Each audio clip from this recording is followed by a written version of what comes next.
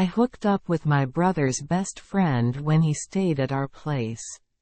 When I got back home from school, I felt as if tiredness had attached itself to every part of my body. I just wanted to throw myself on the couch, close my eyes, and shut out the rest of the world for a time. But as I entered the living room, I could see that my brother was deep in conversation with his closest friend Chris. It was very interesting to see. They didn't seem to be paying attention to anything, and the enthusiasm could be heard in their voices. My interest piqued, I set my backpack down and made my way over to speak to them, and inquired as to what exactly was going on as I joined in on their conversation. What is the gaming night they were actually talking? My brother smiled brightly as he turned to me and informed me that his best friend was going to stay over and that they were going to play video games for the entirety of the night. I arched my eyebrow and tried to hide the smile that was beginning to form at the edges of my lips. Sounds like fun. Can I join? Before they burst out laughing, my brother and his best friend exchanged looks of surprise with one another. Sure, what's the harm? The more, the merrier, his best friend stated with a grin lit up in his eyes. When I asked them why they were laughing in response to my asking about joining them in the game, my brother said that it was because you were entering a losing battle, to which I angrily replied that we will see, and then I went to my room. As the evening drew closer, they arranged our gaming equipment and grabbed a variety of food and beverages in preparation for a game night. The air was electric with excitement, yet there was a hint of melancholy in the background of the scene. It was my brother's and Chris's last week in our city before they moved away to attend their various colleges in other places, and it was their last week here together. When they were finished, my brother sent Chris to my room to let me know that they were ready to start the game. I informed him that I would be there in an hour because I had not completed the lesson for today's SAT that I was assigned. Chris said, "I did not mean that," in response to the question. I looked at him and inquired what he meant, and then he explained that he was referring to what my brother had just said to me earlier in the conversation. After that, I questioned him on what he had meant and why he had laughed with my brother. He stepped over to my study table, leaned against the wall, crossed his arms, and said, "I always wanted to tell you something but never had the courage to say it. Tonight, I want to take off this burden by telling you the truth." When I asked Chris what was going on, my heart skipped a beat, and he told me that he had always had a love spot for me, but he never said anything because he did not know how I would respond, and also because he did not want to ruin his friendship with my brother. But I just can't get over the fact that I always had doubts, and still do, that you like me. Before I could react, he placed his hand on top of mine on the table and said, "Even if you don't like me, it doesn't matter because I feel so good after telling you the truth." He then left the room without further word. When I heard his remark, I felt a flutter in my chest. For as long as I can remember, Chris has been more to me than simply a friend. I've had a serious crush on him ever since I first laid eyes on him.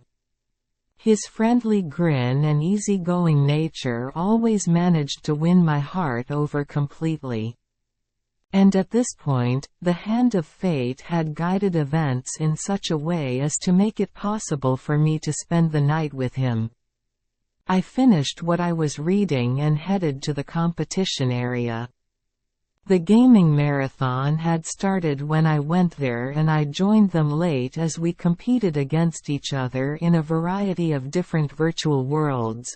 Laughter filled the room. My brother and Chris displayed their abilities. As we were getting close to finishing the first stalk, I got up and went to the kitchen to get some more snacks for us to eat.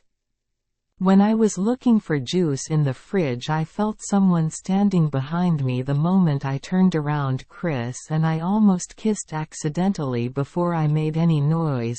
He kept his hand on my mouth, and then he told me that he made an excuse of a washroom to come to talk to me in the kitchen. After he had removed his hand, a smile began to spread across my face, and I proceeded to tell him that I had liked him for a very long time as well. But I never imagined that he would have the same feelings. He reached out and grasped my hand, and the sensation of his touch sent shivers down my spine. After that, he informed me that he was hesitant to acknowledge his feelings, particularly given the fact that we were both going to head in different directions. However, given that he is here tonight and is aware that he cannot let this opportunity pass him by, he felt compelled to tell me. When our faces were only a few centimeters apart, I moved in closer and murmured, "I'm glad you did." Following that, we locked our newly found love in place with a kiss that was equal parts intense and tender. At that precise instant, the world that was outside ceased to be. As we walked away from each other, our eyes connected, and we both realized that this was only the beginning of something much bigger. I found myself sneaking looks toward Chris once we were back in the room, all the while keeping my fingers crossed that my brother wouldn't catch me. We were beginning to feel the effects of exhaustion as the hours wore on.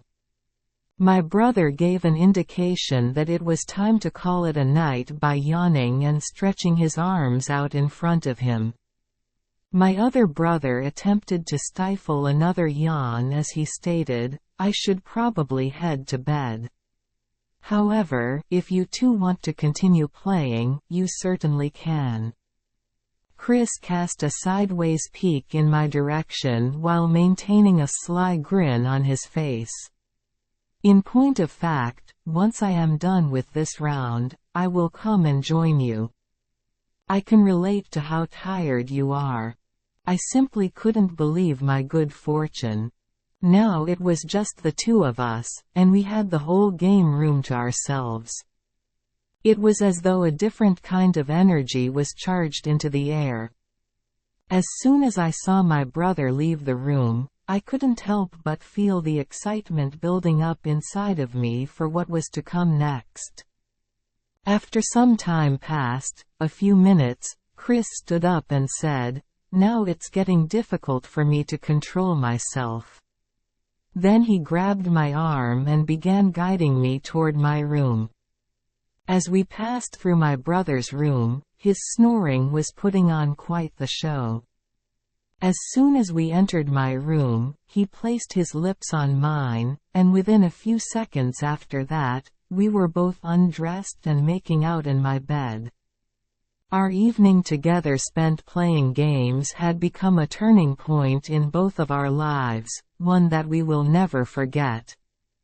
Chris planted a kiss on my forehead before hurriedly putting on his own clothing. As was leaving but turned around and said, "When